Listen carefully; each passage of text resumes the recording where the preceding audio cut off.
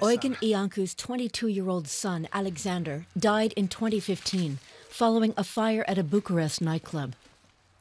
Dozens of young people lost their lives, some of them because their injuries weren't properly treated. Their parents placed this monument in their memory. They say the accident is emblematic of the corruption plaguing Romania. This is about the greed of the club's owners and the Romanian officials that never issued a legal permit for the place.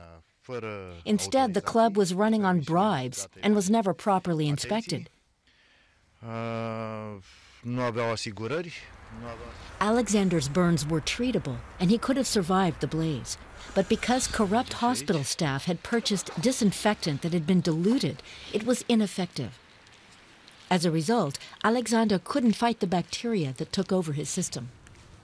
At the time, the first wave of protests in Romania was underway. Then Prime Minister Victor Ponta was forced to step down, and new elections were called. Alexander's father founded an association for the parents who lost their children in the fire. We have to strengthen civil society to confront politicians. We have to be vigilant and hold our leaders accountable. For many in Romania, that's a new concept. The protesters returned with renewed vigor after the new leftist government, voted in by just 40% of the electorate, moved to decriminalize some forms of corruption. The government repealed the decree, but the demonstrations continued, with protesters demanding the government step down. The protesters include many young people.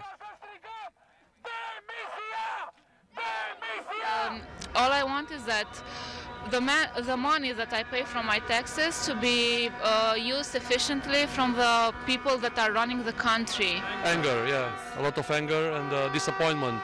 We were let down by this government. The leader of the state anti-corruption agency has raised the alarm. Reformele care s-au făcut în sistemul de justiție.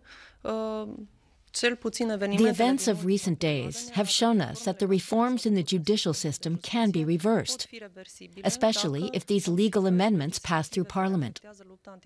For us to continue our job, it's necessary to have a stable institutional framework.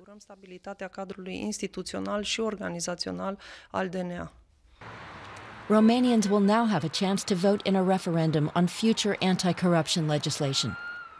The move was set in motion by President Klaus Iohannis. Romania's centre-left government seems trying to continue to change anti-corruption laws now with the help of the parliament. However, on the other side, the protesters want to continue as well, at least for now. Eugen Iancu is back at the demonstration with another father who lost his son in the nightclub fire of 2015. These young guys, they have the courage, they have the trust, and they believe in the new, another future of Romania. The protests have clearly had an impact, but many suggest it will take more than trust and courage for that new future to take hold.